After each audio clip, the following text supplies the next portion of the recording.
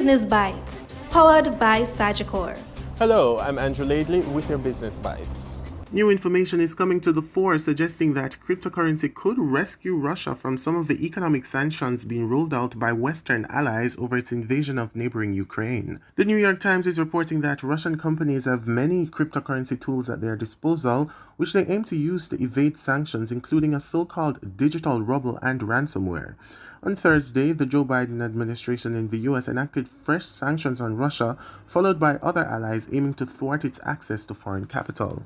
However, Russian entities are preparing to suppress some of the worst effects by making deals with anyone around the world willing to work with them using digital currencies to bypass control points that governments rely on, which are mainly transfers of money by banks to block deal execution.